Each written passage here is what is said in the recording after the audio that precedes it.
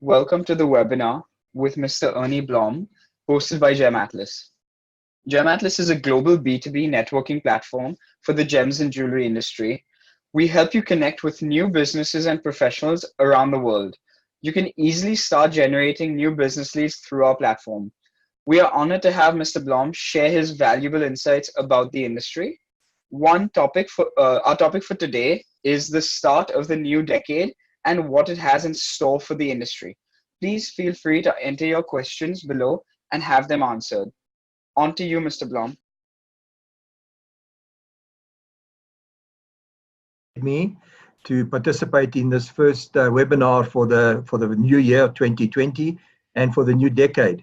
I'd also like to wish all the listeners and all the participants everything of the best for 2020. May it be a great year. And as we said, it's the start of a new decade. May it be a wonderful decade as well.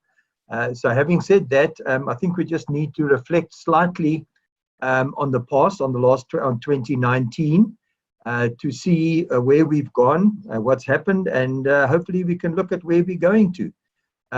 So I'd just like to start about looking at the global economy in 2019. We face many challenges as a diamond industry. There's been a global economic slowdown. There's been a near recessionary situation in many of the countries that are also customers of the diamond and jewelry industry. We have heightened political uncertainty. You have the problems between China and the USA in terms of tariffs, etc. You have these massive protests in Hong Kong, who's severely dented the economy of Hong Kong. We have Brexit, which is on its way, and the uncertainty that is causing. And then obviously we have the Middle East tensions that are continuing to be there, and they're not going away. So these are all the problems that we have faced in 2019. That's in terms of the global situation. In terms of our industry, we have seen that there has been a slight drop in certain areas of consumption from the consumers. We've seen in Hong Kong that there's been a tremendous decline because of the political unrest there.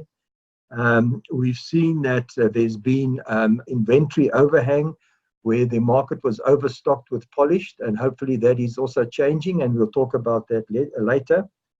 Then we've also seen that the financial side of things has been very difficult for us. You have a lot of the banks increasing their demands in terms of what their clients have to give them, in terms of the auditing of the businesses, etc.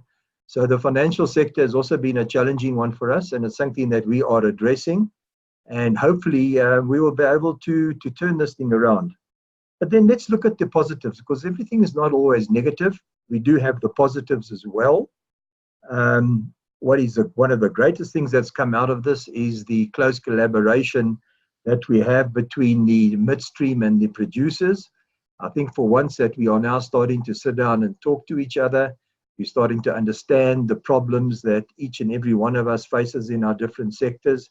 And we're working on ways to mutually try and solve these. We also see that the 7 big mining companies, which formed the DPA a few years ago, have put a lot of money into the marketing through the DPA, which is doing a great job. They are obviously concentrating a lot on the Americas, India, and China, because that's where the great major markets are. But the more money we spend on advertising, the better it will be for all of us. And then also, I think we've had fairly good sales figures coming out of the festive season. It hasn't been all doom and gloom that everybody has been expecting. Now we go on to 2020 and the years that lie ahead. Unfortunately, we spoke about the political situation globally, and unfortunately, I don't think that is going to go away in the short term. So it'll always be the sort of Damocles hanging over our head. We hope that the tensions between China and India are going to start easing now, and they can reach some agreement in terms of their trade tariffs, etc. But also what is very important is that we've seen some good positive signs from the US and Chinese and Indian markets. Hopefully this will be the first start of the turnaround for our industry. We also see that the crisis seems to be bottoming out. The midstream polished inventory has definitely declined, which is a good thing. There's not such a large overhang anymore, and we do see that there's a big uptake in the rough purchasing that we hopefully will be the precursor to much more purchasing going ahead in the future. What do we, as the industry, need to face and need to look at in terms of what we want to do, where we want to go? So let's have a look at some of the tasks and some of the challenges that that we are facing. Well, I think one of the first things that we have to do is obviously manage, as an industry, manage our supply lines and make sure that we create more demand. I think we have to even more effectively, although we're doing that already, have a greater coordination with the producers around the world. We have to definitely rebuild the trust that we lost to a certain extent from the banking fraternity, but I'm sure we can regain it, because at the end of the day, we do have a great industry. We do have great people working in this industry, and I think it's something that the banks can and will support going forward.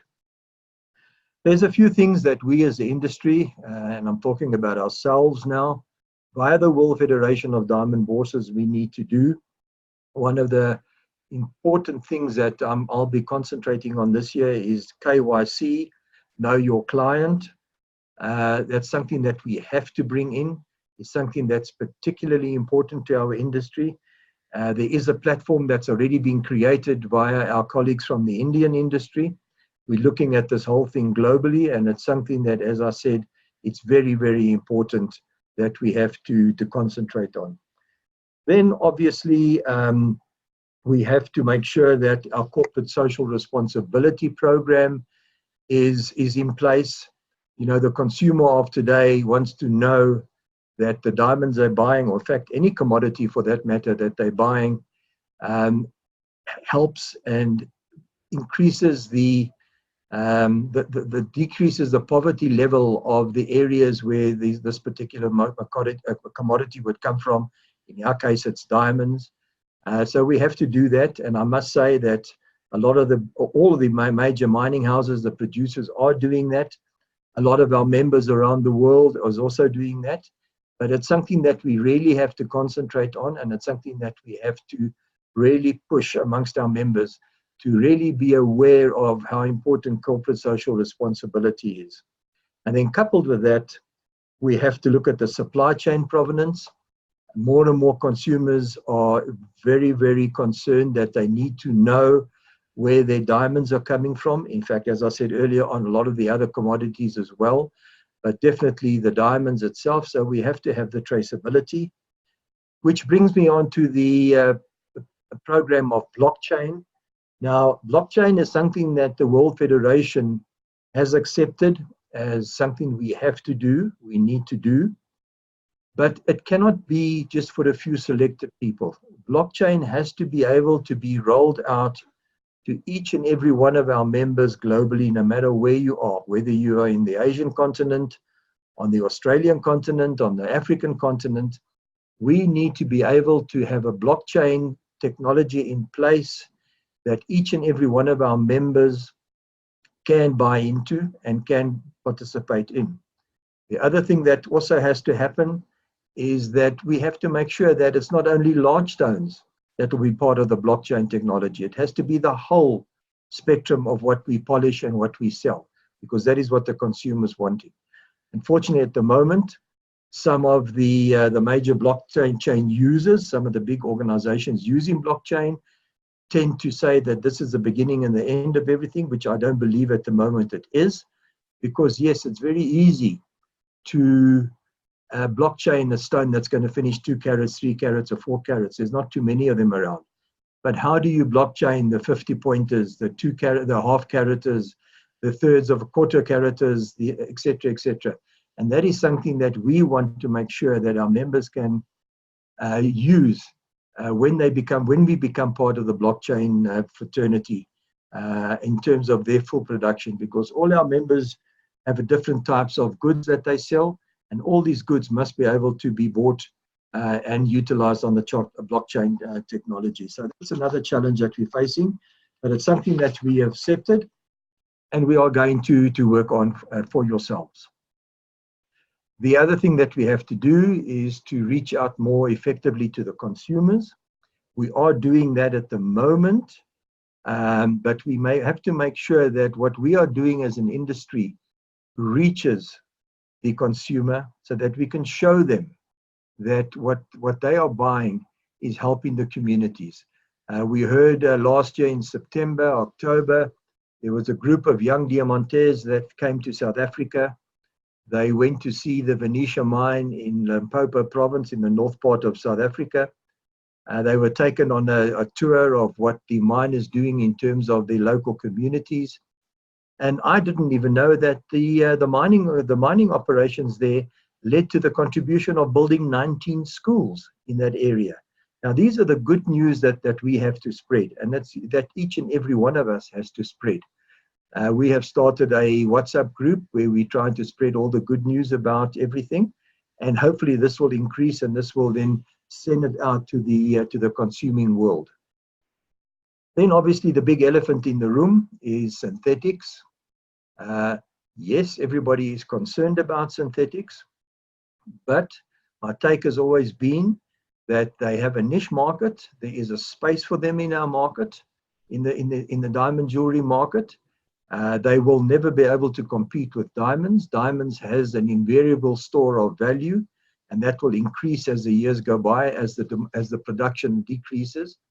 Whereas with synthetic diamonds, they will decrease in value every month, if not every year, if not every month, because the more you produce, the cheaper it becomes. So yes, synthetics have a space in the market. They do, as one of the synthetic producers is saying, is that they should be there for the cosmetic market, which is fine. It's good. It's nothing wrong with it. What we've had the beef as ourselves from the natural market has been that for too long now, the synthetic companies have been piggybacking on natural diamonds to boost their own product. And I'm saying that we should work together. There should be a unified approach to both natural and synthetics, and we should work together so that we can both become efficient and we can both piggyback off each other's successes.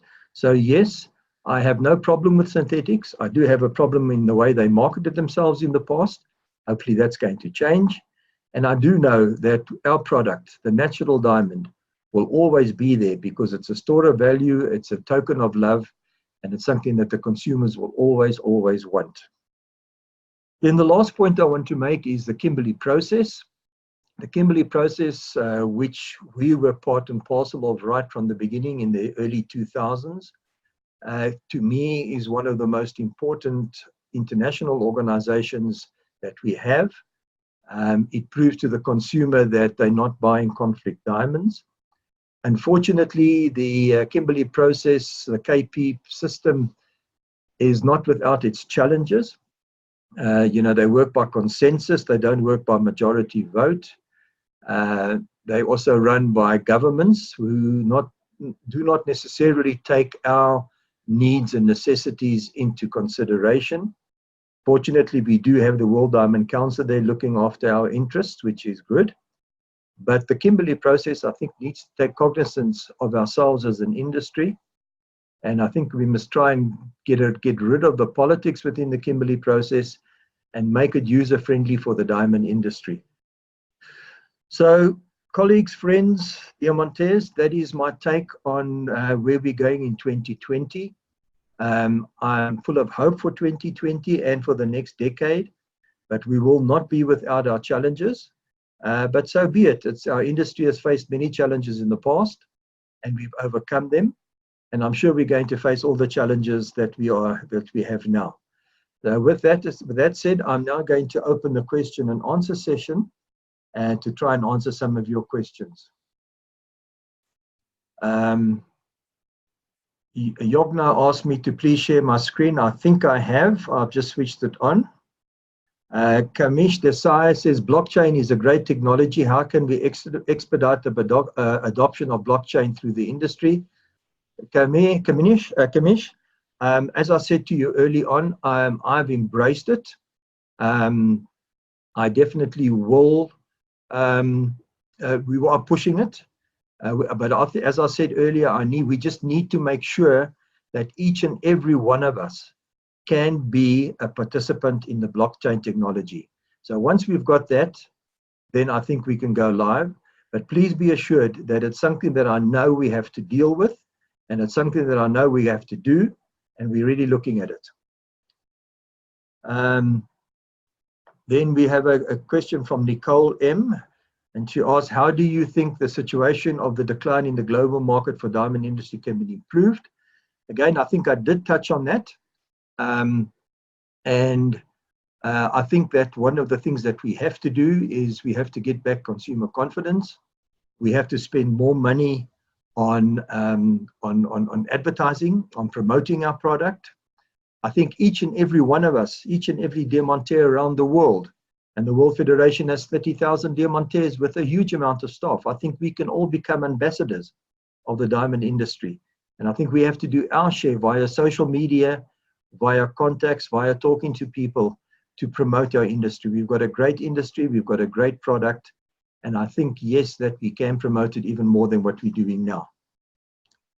Kamlesh has come back to me and says, how can I track the diamonds I purchased today if they are not blood diamonds today? I think, Kamlesh, what is great news is I can almost say without any fear of contradiction that blood diamonds itself has been almost totally eradicated from the diamond industry. When we look at the conflict diamonds, and I'd like you to use the term in future conflict diamonds, not so much the blood diamonds. That was the movie that connotated that name. But when we first became aware of conflict diamonds in the year 2000, it was around about 4%. The rough diamond, conflict diamond market was about 4% of global turnover. Today, it's around about 0.2%. So it's less than a small portion of 1% of all the diamonds today are conflict diamonds, which to me is negligible. Obviously, we have to maintain our vigilance. We have to make sure that they never do enter the pipeline. And we have to make sure that whenever conflicts arise again in diamond producing areas, that our robust construction and our robust KP processes will eliminate the conflict diamonds from the diamond industry and thereby protect our industry.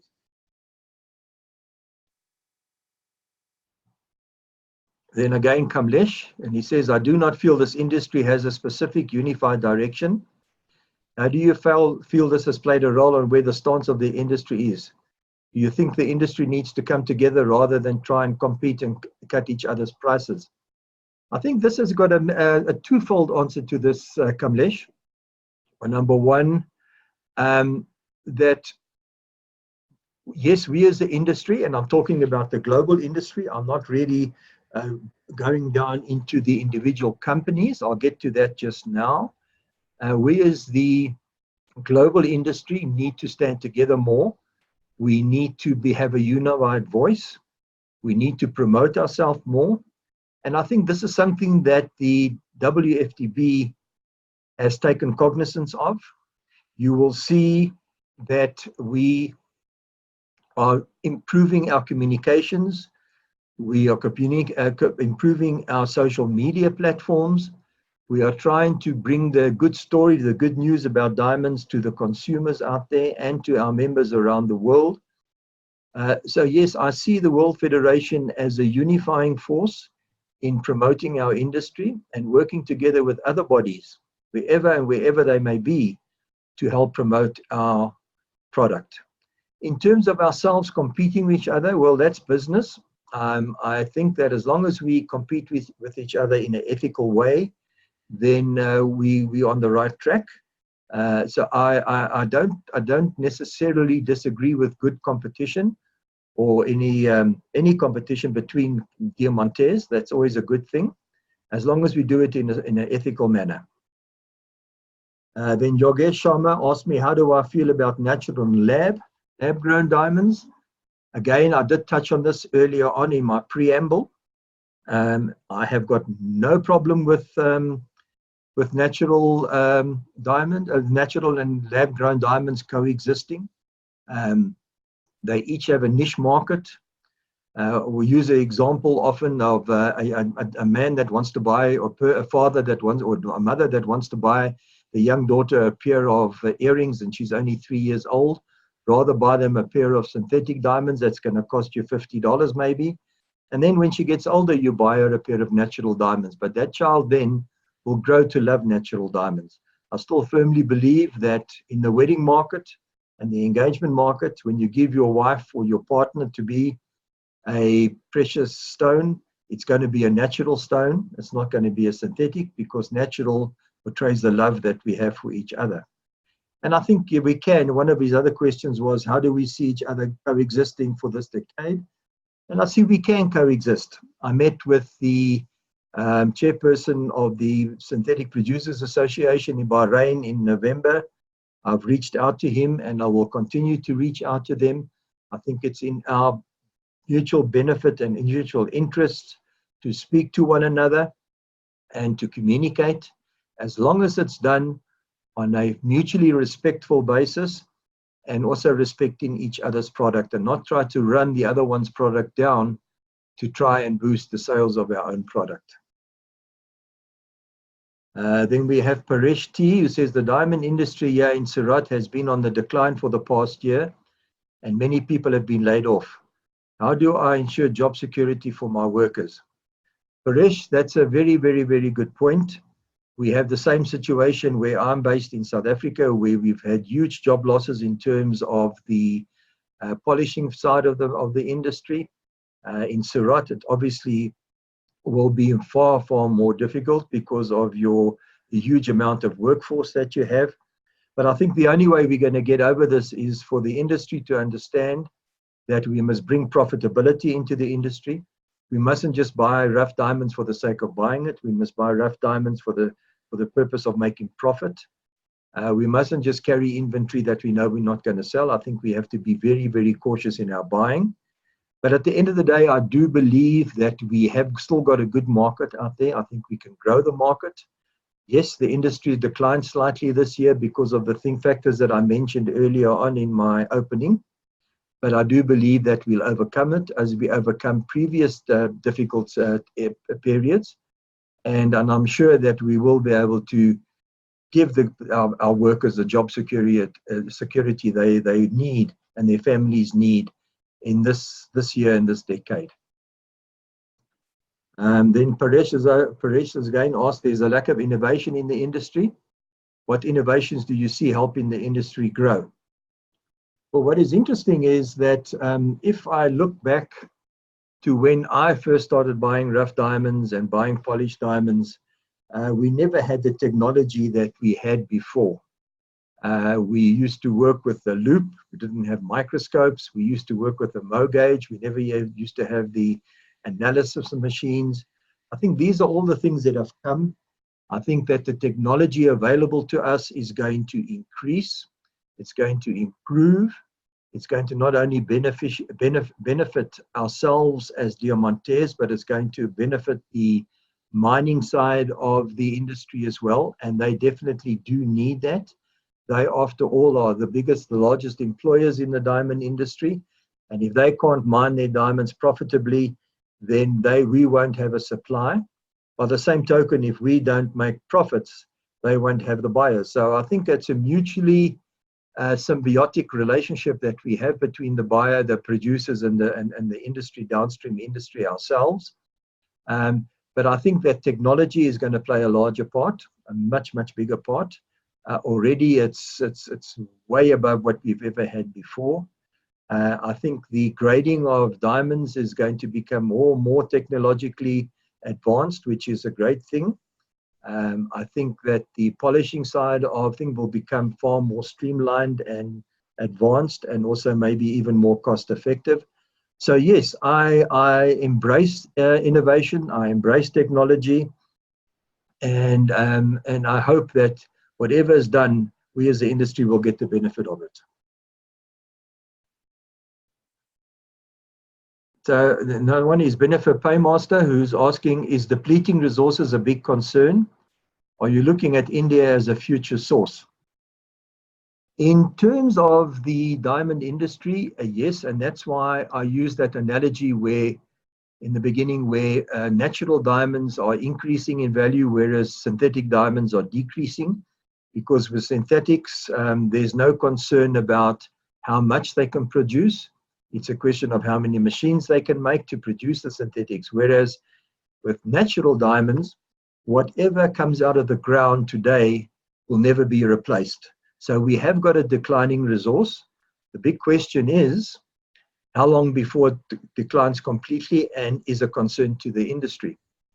Now, I'll never forget, I have a letter in my collection, in my archive, that was written by the trade union in South Africa in 1906 to then Sir Ernest Oppenheimer, asking Sir Ernest Oppenheimer what he feels about the future of the industry, because they're concerned about their workers' future. And they believe that there was only 25 years left of diamonds, natural diamonds. So Ernest Oppenheimer replied and said that, yes, as far as they know, they only have supplies for the next 30 years. Now, that was nearly 100 years ago, and we're still polishing diamonds. Is the diamond production decreasing? Yes, it is. But are we looking for new sources of diamonds? Yes, we are. Will it satisfy the demand? I'm not sure it will. I don't think it will, because on the one hand, while it's good to have great demand, and that demand that's coming from India, China, and America is great, but I don't know if we'll be able to maintain the supply to that demand. So yes, I think we are going to have a diminishing supply. Is it a concern for me? Not at the moment, but I think we do have to take a long-term view, and hopefully we will find additional mining resources that will be able to fill the gap of supply and demand. And having said that, and I'm also going to answer Anita's question, what do I see the upcoming trend for diamonds versus lab-grown? What I do know is that when you have a diminishing product, you're going to have an increasing value placed upon that product. I also know that there's going to be a genuineness by the consumer to own that product. And that's why I'm pretty positive about the future of our industry. It has been said that within the next 10 years, there will be a shortage of around about $10 billion worth of diamonds over supply and demand. And as I said earlier, on the one hand, it's good because we're going to have a robust demand. On the other hand, we obviously need to find some more supply. But again, I'm pretty confident that, that we will be able to meet some of the extra demand, if not all of it. And Anita again asked about the natural versus lab-grown. I think I've spoken about that, Anita. I see the lab-grown diamonds as cosmetic jewelry, as a gift, a cheaper gift to people. And I see natural diamonds maintaining that stature as an article of love, article that portrays love, that is there for the weddings, that is there for the engagements, for the births, etc., etc. So I still think that the two products can live side by side, and they will each have their own niche market. Paul M. asks if I think a recession is likely this year. Paul, as I said again earlier in my preamble, the signs are that there is a bit of an uptake. Are we out of the woods yet? No, I don't think so. Hopefully this year will take us out of the woods, but I can't say when. And I wish I had a crystal ball to say how quickly it's going to come about the turnaround. But I think we have to be positive, we have to be confident, and I think we have to make sure that our product will be promoted and beneficiated and given to the consumer in the correct manner. Again, Paul asked me if I see the industry bouncing back. Yes, I think we do. I think it will bounce back. I think that we have been a very robust industry. I think that we've always survived through the difficult times and the good times, and we'll continue to do so. It might take a bit longer than we expect, but I do think we will see the first glimmers of that in the year that lies ahead. Shri M says to me, everyone seems to be having a lot of inventory. Is it smarter to hold onto inventory or sell it off? Shri, that's a difficult question to answer because I think a company's own situation dictates what it will do. I always believe we should try and turn over the stock that we have, but obviously not at losses. So I think as I say, it's a difficult one to answer, but I think that we are turning around. The inventory has diminished already. It's diminished quite a lot. And I think it will diminish again. And yes, I think your company will dictate what is the best way for you to handle your inventory. You're also asking, is generic marketing the only solution for the diamond industry? No, I think it's a big solution. I think something that the DPA is doing where they're promoting diamonds is great. I think what we can do as an industry, and as I said earlier, even yourself, Shri, is an ambassador for our industry.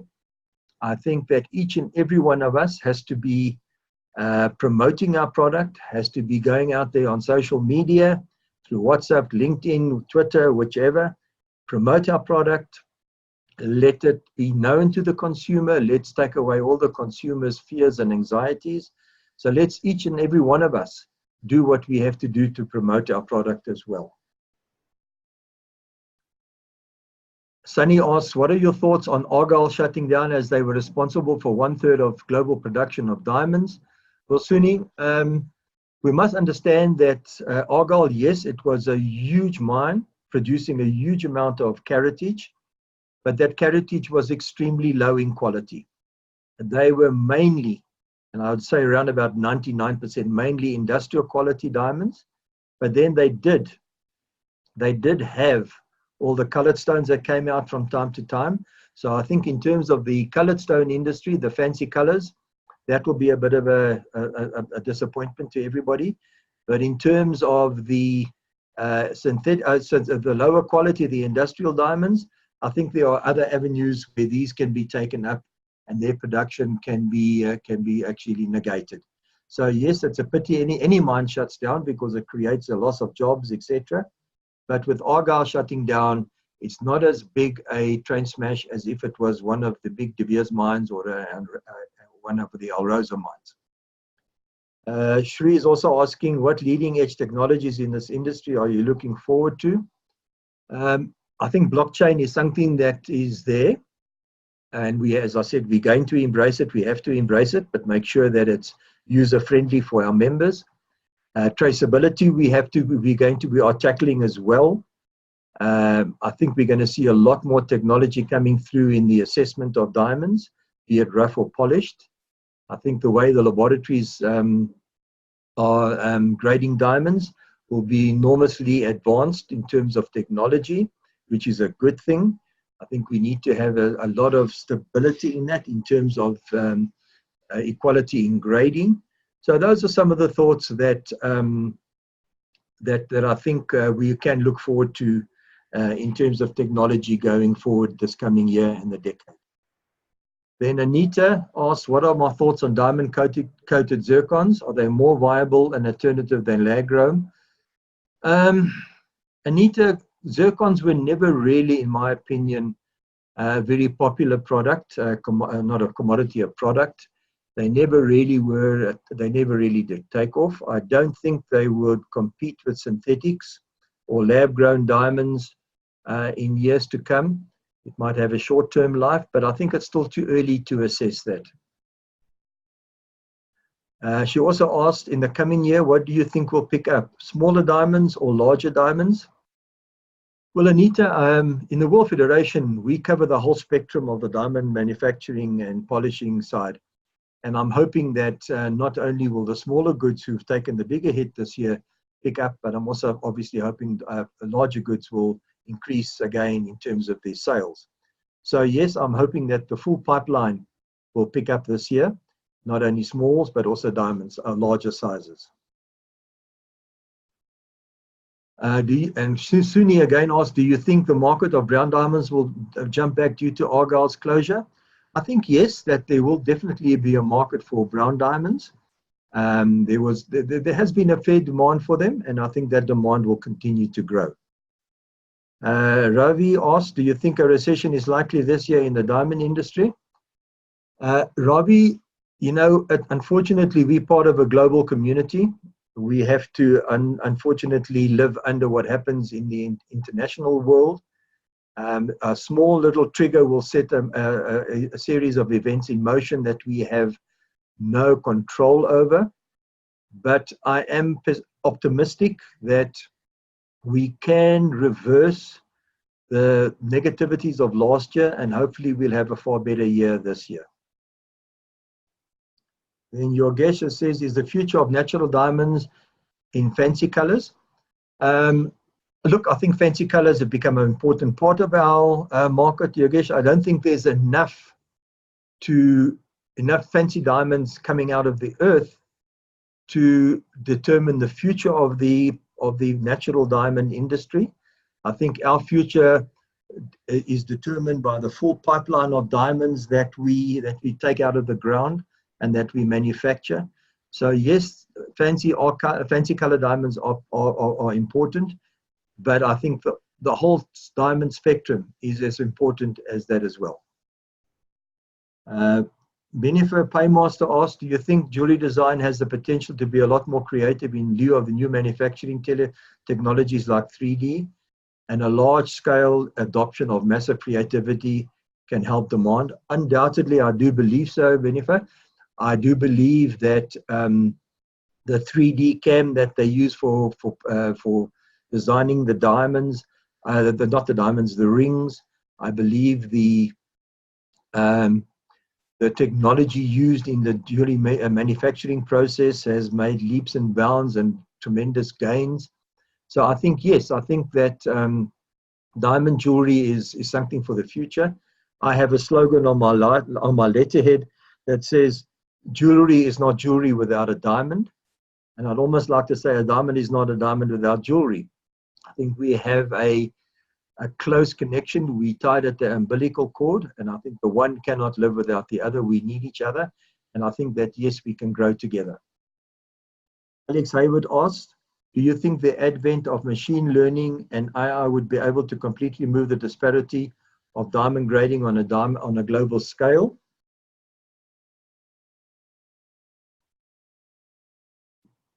Alex, yes, I think that's not something that we have to say can never happen.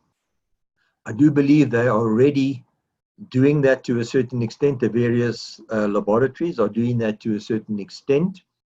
If I look at how technology has evolved in the last 30, 40 years, and I spoke about the assessing machines, the Sarin and the Ogi, etc., and the technology that they've come up with, I believe that, yes, this probably would be something that is going to happen.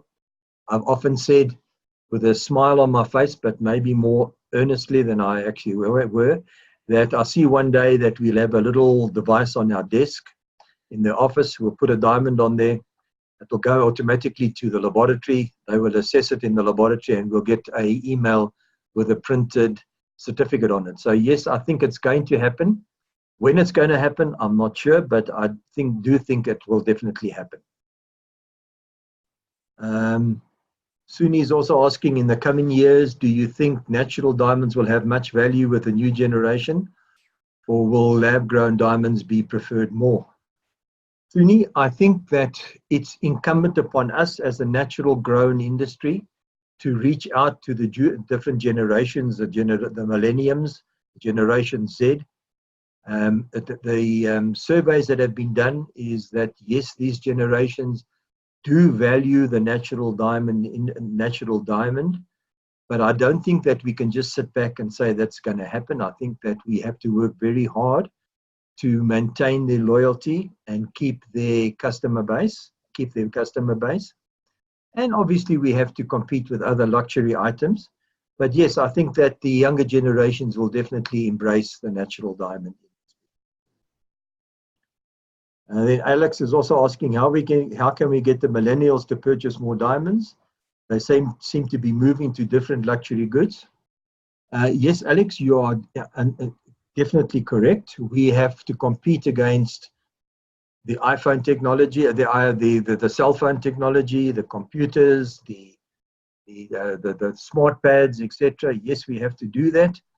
But I do believe that with the generic marketing campaign that we have currently, that is run by the DPA, we are making inroads to that.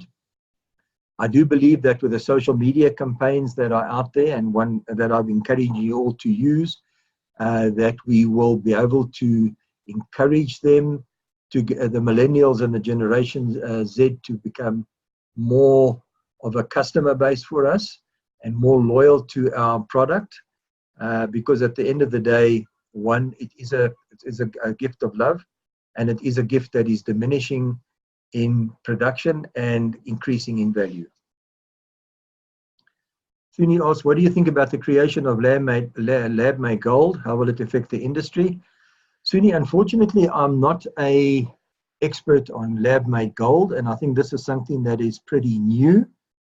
I just hope that the lab gold industry, if it does take off, will work closer with the gold industry and not have the same animosity and friction that we had with the lab-grown industries.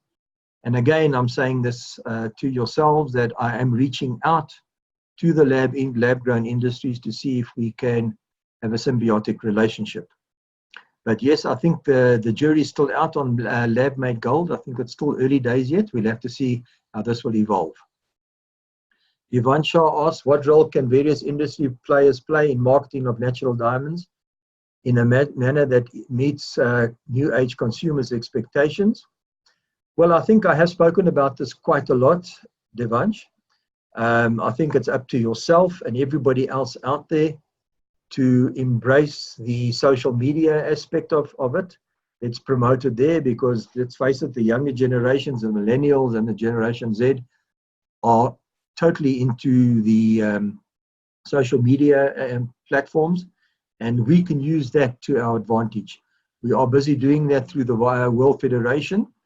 We do have a young Diamantes group that is really promoting themselves through the social media platform, and I'm going to speak about them about increasing that and maybe using more and more of our young Diamantes to do the same. Paul's asking, do I think fancy color diamonds will be a trend this year? I think, Paul, yes, fancy color diamonds has been a trend already this past year as well, and it will be a trend this year due to their scarcity. But we must understand that fancy diamonds itself, fancy colored diamonds, is not going to help the industry grow. The full diamond spectrum is what will help the industry grow. So I think that, yes, while we see the lab-grown diamonds, the fancy colored diamonds being very popular, I'd also like to see our natural diamonds from Malay all through to the larger signs be also as popular. Ravi K asks, what do I think of lab-grown prices being compared to RAPS pricing? Do we need a separate pricing term for them? Ravi, definitely not. We went through this exercise last year while it was at the Las Vegas JCK show, and also through various others. And I can tell you unequivocally that the majority of our Diamantes said it's not necessary, and I personally believe that. The price of synthetic diamonds are dropping continuously, so there's no pricing for them. It's not a natural product, so how do you price a commodity that's not natural? So I would definitely say no, I don't think there's a need for a separate pricing for synthetics. Yogesh asks, do you feel that opening up pricing of diamonds has been a major reason for the industry not to be able to shine as it used to? Oh, that's an interesting one, Yogesh. I remember in the days before there was Rappaport, where there was the market feeling for diamonds, where we felt that, you know, this stone is worth $3,000 a carat. You'd offer $2,700 and the bloke would want $3,300, and you negotiated a price. Those were the days before the wrap price list. I think what the wrap price list has done has brought transparency into the market. It's brought transparency into the way our business is conducted. Is it a good thing? A lot of people will say it's not. A lot of people will say, yes, it is. I believe that it's there to stay. And as long as we manage it correctly and it's a true reflection of what the market does, then I think that it's something that we can and will embrace.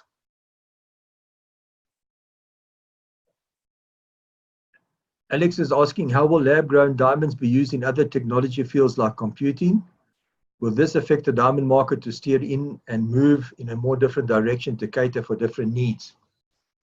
Alex, that's a very interesting point. What we must understand is that the global diamond production of natural diamonds is around about 133 million carats, of which at least 95% by volume is low quality and industrial stones.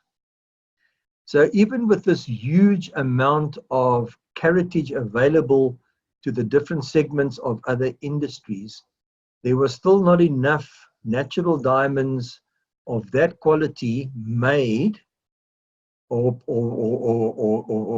come out of the earth to meet the demand from industry. And that's why De Beers, even in those days, and this is going back 30, 40 years when De Beers set up element 6 to make industrial diamonds, synthetic industrial diamonds. And they've been doing this since then, and they've been doing it very successfully. So yes, I think that synthetic diamonds will go into other different fields. Natural diamonds, I think, will be used in selected fields because obviously their product is much more expensive.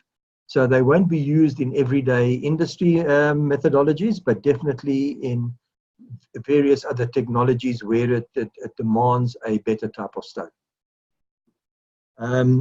Anita N asked, DPA released a study stating that carbon footprint of lab-grown diamonds is greater than natural diamonds. Industry-funded studies are known to be biased. How do you believe this? How far do you believe the study to be true? Well, Anita, first of all, and this is one of the problems I had with the synthetic producers, where they were saying to us or to the world out there, don't buy a natural diamond, look how it degrades the environment, look what it's doing, etc., etc., etc. And I'm not going to go into whatever they've been saying because we all know what they have said in the past. And what they're saying is, yeah, but ours is made in a machine in a factory. So it doesn't degrade or denigrate the environment. What I would like to say is that, one, lab diamonds don't help the consumer, don't help the average person out there. It doesn't help the corporate social responsibility programs. It doesn't help the local communities. And that's number one. Number two, if you have a look at what the diamond miners are doing when they take up large blocks of land and they build game reserves around the diamond mines. So I say there's a case for both parties. I do say that I think that study was very fairly conducted. I do think that the lab-grown people do have a case to answer to. I do think that they do have a massive carbon footprint. I also do think that we as natural diamond industry also can do more than what we can do, although I believe we're doing a lot. So yes, I believe that the study was fair. I do believe that it paints a correct picture, but I also believe that there's much more that we can do as well. Ashok Doshi asked, do you believe Lightbox will increase the demand of natural fancy colored diamonds? Will that impact the natural price of natural fancy colored diamonds this decade? Ashok, I do think that the price of natural fancy diamonds, and diamonds in particular, will definitely go up this decade, no doubt about it. I don't think it will be solely due to any Lightbox or anything else like that. I think Lightbox, yes, although it's a good, fantastic product and it's doing a good job, will alert consumers more to diamonds and obviously drive them towards a natural diamond industry. But I think that the pure scarcity of natural fancy colored diamonds will lead to its own price increase and not lab-grown diamonds. Sangeeta said, would the value of lab-grown diamonds increase over time? And would there be a buyback value? Sangeeta, I do not believe that. I don't think that lab-grown diamonds will increase over time in terms of value. As I said earlier on, the more you produce, the cheaper it becomes. If we look how lab-grown diamonds have fallen already, it's huge. What I do believe in is that the technology to produce or to make these lab-grown diamonds will become even more affordable, which will make them even less of a value. So no, I don't believe that they will increase over time. And given that, I don't believe that there will be any buyback value. And again, who would want to buy back a stone that you paid, let's say, $100 a carat for today, or sold it for today, and you'd have to buy it back at $20 or whatever? So no, I don't think so. Yogna's asking, Yogna Desai, Argyle has stopped mining activities. Do you feel this will impact the price of Argyle pinks, as I have these in stock? Is it a good idea to hold on to them or sell now? Because I believe the price of pinks will go down with lab-grown pinks being so cheap. Yogna, I'm a firm believer in that segment of the market. I believe that the price of natural diamonds, especially fancy colored diamonds, is going to go up. Whether you should keep it or not, that's something that I cannot answer you. I think that's a decision you have to take. But I'm a strong believer in the value of fancy pinks going up in value. Yoga also asks, can someone differentiate between X, Y, Z colors and fancy colors, as this is a big problem today? Yes, I think a lot of the grading is a bit of a problem, especially if you use different color at different labs, where one might see it as a Z and the other would see it as a light fancy yellow. It's something that we need to get uniformity in. And I think that's something that technology hopefully in the future will overcome, because we do have the human element and it's always there. One day I might sell a stone and I see it as a VS1, and you might buy it, Yogna, and say, no, but it's a SI1. So I think, yes, technology will help us a lot in the future in terms of that. But we do need to have a fairly more stable and a more consistent grading schematic globally. Osha's asking, what do you see as the current trend in shapes as the price of princesses has gone down considerably? Which cut do you see doing well? Ashok, it's a good question. If I had my crystal ball and I went to buy rough diamonds on the market, I'll buy the diamonds that I think is going to sell well. It's a difficult one because, the market varies. At one stage, pear shapes are doing well, and then princesses were doing well, and then hearts weren't doing too badly. I think it's a flexible and it's a fluent system at the moment, and I wouldn't like to predict which of the fancy shapes are really going to do well this year that goes ahead. So forgive me for ducking this one, but I wish I was a genie and I had a magic lamp, but unfortunately I don't. I think that comes to the end of all the questions. I'm not sure if there are any other questions. Can I ask the hosts, how would you like to continue? Thank you, Mr. Blom, for sharing your valuable time and expertise, and by providing clarity about the coming decade for this industry. If you have any further questions, log on to our website, www.gematlas.com, or download the app, and you can have your queries answered from our world-renowned advisory board, who Mr. Blom is also a part of. Goodbye, and thank you. Thank you. Goodbye, everybody, and I wish you well for the year and the decade, as I said earlier. Thank you.